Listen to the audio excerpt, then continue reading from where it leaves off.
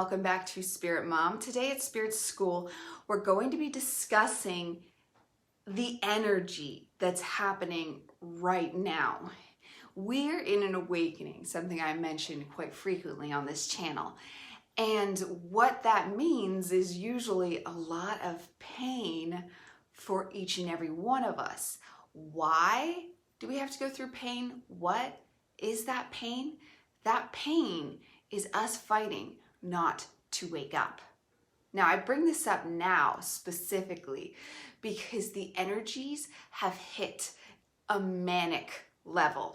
I've spoken before about how the energies are going to shake you awake viciously until you wake up. That's what COVID was all about. It's been happening since like the 30s, the 1900s. Like we ended the last dark ages at the end of the 1800s. So it's been happening in small increments for over 100 years. But 2012 was that end of the era, and 2012 was when we should have already been awake, but we weren't. So the shakes have gotten progressively more violent, energetically, and that is getting more like obvious right now. It's literally makes me laugh sometimes. It's so obvious. Okay, now here we go. This is where we catch it and find those moments to wake up. We've talked of the shadow and the ego before and catching them in their tracks. Here we take the tools we learned there and implement it into our waking up, because what's happening right now. So we're going through our day, and when something happens that triggers us and we behave in our old robotic, built-in, egoic, what we're used to, right? Our ego robotic behaviors. Now, for each and every person, that's different. So the kids make you mad. So you get right to, okay, well now I'm going to take this and I'm going to take that. You're not doing this, you're not doing that, because that's the script, right? We want to look at the life script. And in those moments, those hubs we've been offered to awaken, that's where we're going to feel that energy. We're going to start to feel weird in a way that, like, okay, normally I get mad, but this is just weird. Like, it's almost like on a quantum eternal level, it's just going nuts inside. And this is why it makes me laugh, because I know what's going on. So I'm like, okay, I see you, universe. Okay, so you don't want me to react like this anymore. I'm not going to list I'm going to take this, I'm going to take that. What should I do? And that's the real. Once you're already on the awakening path and you can start to feel that feedback as you're cued to wake up, now what, right? And that's different for every single person. So I can't give you the answers for that. What should I do in that situation where I'm having that argument? Okay, well, it's not, I know by my feelings inside that what I'm doing is not the answer. So there's another answer. What is it? Now that's personal. We have to sit down, we have to meditate. We have to do the letting go process where we see the situation before us as like a third party, and we kind of run through the scenarios in our head and feel that pain, but we're going to let it go. We're going to let it dissolve through us because something's triggering us. It's a moment for our awakening. And if we don't take it, then it's the dog again. God, want to see the dog? It's a puppy. It's two puppies. See, I could have got, no, I'm no good with two puppies. Okay, so we're going to wake up. We're going to take that moment and wake up, but we have to catch it. So I can't help you in each of those moments because they're all going to be different. But what I can help you with is learning to recognize the flag.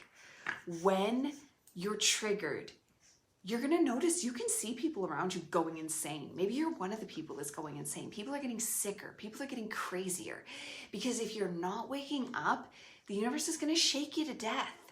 For real. But if you're watching my show, you're one of the people waking up. Because you wouldn't watch this unless you're just watching to make fun of me or something, then fine. But it'll probably trick you into waking up anyway. So joke's on you. Because you need to wake up, or the consequences are huge, like huge, for not waking up. Like it's not going to stop. It's just going to get worse and worse and worse.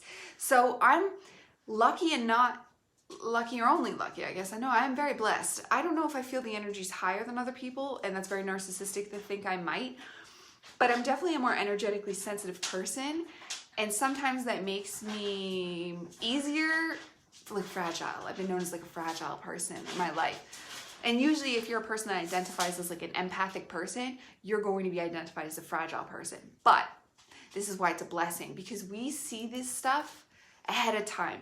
So for all you people that think it's bad right now, it might get worse if you don't wake up.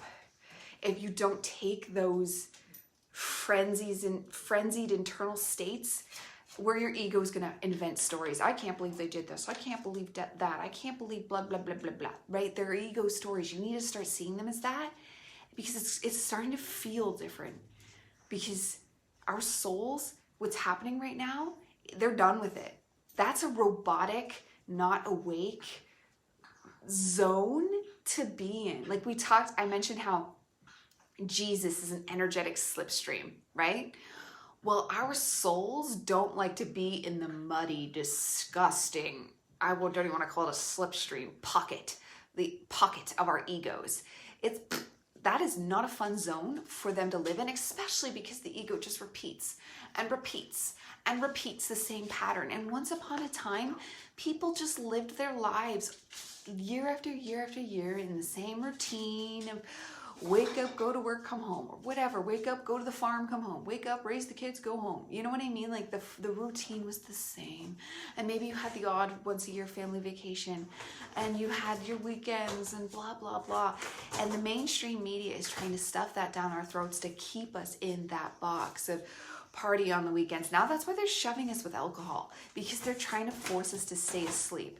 Now I'm assuming a lot of them are innocent victims of what they're being pressured to do. It doesn't matter though, because you can't ignore this.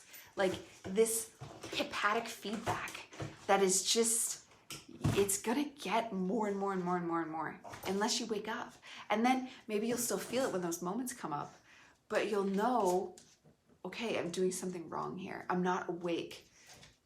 And maybe you can't even wake up to what it is, but at least you're awake, like you're awake in the dream. You're awake to know you're dreaming. Okay, I'm lucid dreaming now at least. So now I can work on a way to actually wake up. And there's moments, I have moments of lucidity where I'm truly awake. This is an alive moment, and I am in the now, and I am existing, and this is real, and manifestation is at my doorstep because I am a living now. But then something happens, and you're knocked out of it.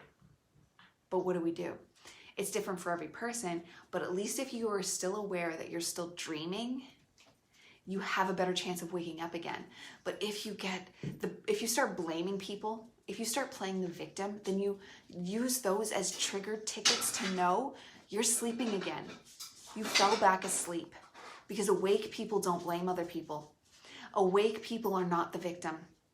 Awake people don't necessarily go back into the same old habits, unless your habit is bungee jumping and you love it. You know what I mean? Like, unless what you're doing in a repeated circumstance is because you love it. If it's not coming from a place of love, from a place of peace, from a place of grace, you're probably asleep again. But if you get used to it, you could at least wake up again and wake up again and wake up again. Like, we could get conspiracy theorists about this, but there's a lot of evidence out there that there is, have you seen those cell towers everywhere? They look really creepy.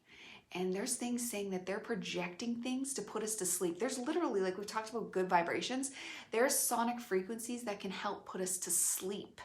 So they could be emitting those frequencies to put us down, but nothing can keep us down. We have powerful souls.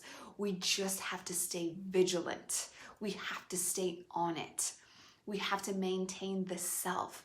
We have to maintain the human vessel so we can stay awake. We have to learn to look at our own synchronicities and our own cues to when the ego has been engaged.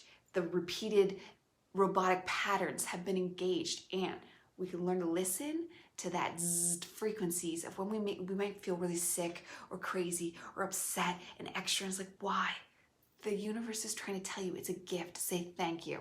And then all you have to do is think, now what do I do instead? Okay, now that might have seemed all over the place, but the energies right now are all over the place, and they might feel bad sometimes, but it's for your own good. There is powerful things out there trying to help you wake up. The feelings that you get, even if they feel bad, are not for bad. They're for good. It's somebody trying to shake you awake. Wake up. It's time. The morning is here. The glory has dawned. So good luck waking up, people. Goodbye for now, Spirit Mom.